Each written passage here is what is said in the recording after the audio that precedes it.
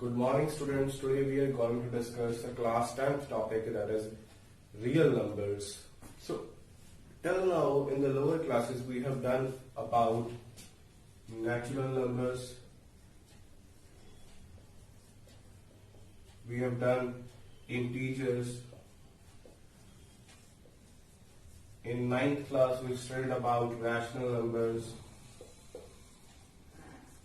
irrational numbers. Okay, so if I sum up all these numbers, this is known as real numbers.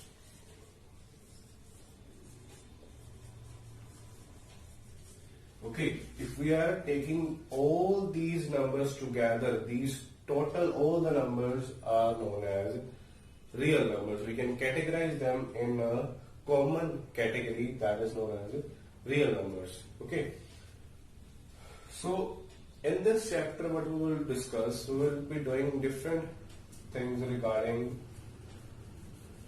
Euclid geometry. Euclid's division algorithm we will study first.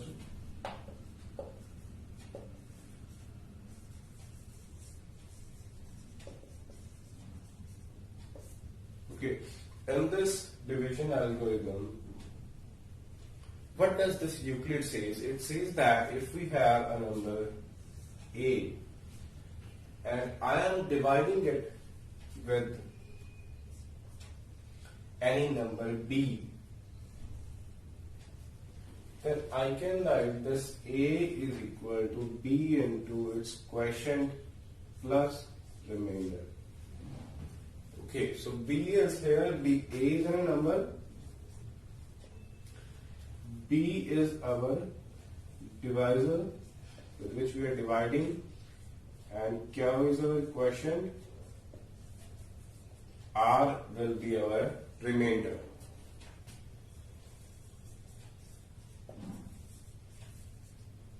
Alright, so using this we will do different questions. The first thing which comes in our syllabus, that is in how to find HCF using this. Okay, so that we will discuss first, how we can use this Euclid's division algorithm to find the HCF of two numbers or more. Okay, so let's see, if we have two numbers and we want to find the HCF of that two numbers. So let's say I have two numbers, that is 25 and 45. I want to find the HCF of these two numbers, that is the highest common factor. So what I will do, I will start dividing these two numbers, 45 and 25. 25 ones are 25, 20 will be our remainder. So the next thing which you have to take care is, we'll use this remainder as our divisor, and 25 will come inside and we'll again start dividing it. Okay, so 20 ones are 20, 5 is our remainder. Okay, the next thing again we'll take 20 inside, we'll start dividing it. 5 fours are 20 this time, and 0 is our remainder. So when your remainder will be 0, at that time you have to see which was your divisor. So this was your divisor this time, that means this is our HCF. So 5 is the HCF of these two numbers. So this is known as the method to find HCF using the Euclid's division algorithm. Okay, so you can use this to find three numbers HCF also. If you have suppose 25, 45 and 100, what you will do, you will take the HCF of the first two numbers, let's say 5 came, then you will take the HCF of 5 and 100. You will take this 100 and you will start doing again the HCF of this two numbers. The final HCF will be, or the HCF of these three numbers. Okay, so I think it is clear up to this. Okay, so the next thing which we have to study is, if they say that, show that any positive odd integer divisible by 6 is of the form 6 cube plus 1, 6 cube plus 3, 6 cube plus 5. So in this, the Euclid's division algorithm again comes into use. What does Euclid's division algorithm says? If we see, according to Euclid, we have done that A is equal to B cube plus R. That means if A is any positive integer, that will be equal to B cube plus R. Q is our quotient, R will be our remainder. So here in this question they are saying we have to show that any positive odd integer should be there. Okay, that should be divisible by 6. That means here our B is going to be 6 because B was our divisor, and here they are saying number should be divisible by 6. That means our B is going to be 6 here. Now let me tell you one more thing. This remainder always depends upon this divisor. That if R is there, it will start from 0, it will be greater than 0, and it will be less than equal to the 6. That means our R will take the values 1, 2, 3, 4 and 5.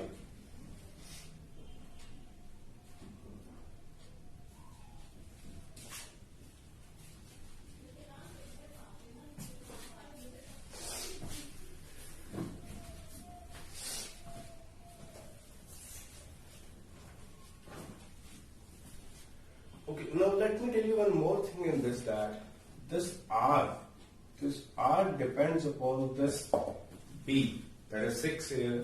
So this R will take the values that will be greater than equal to 0 and less than 6.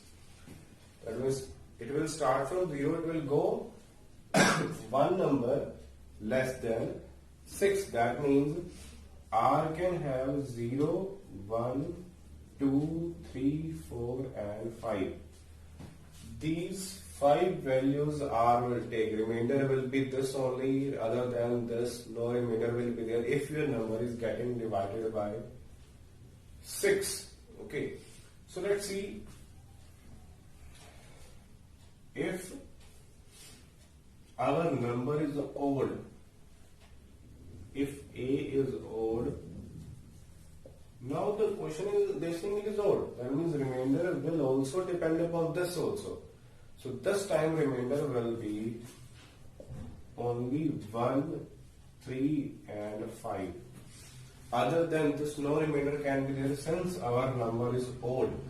Okay. So here our number will become A is equal to 6Q plus R. If I take B as 6. Okay, so our A will be 6Q plus R. And since we have got the different 3 values of R, we can fill these values and let's see what our number can be there. So if R is equal to 1, then A will be 6Q plus 1.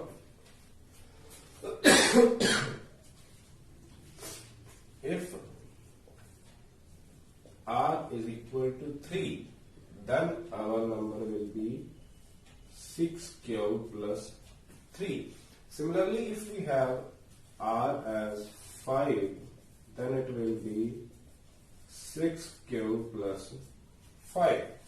Okay, so these maximum 3 forms this number can attain. Other than this, it will not be there since it is odd as well as it is getting divided with 6. If it is getting divided with any other number, then it will change according to that, because our remainder will change according to that.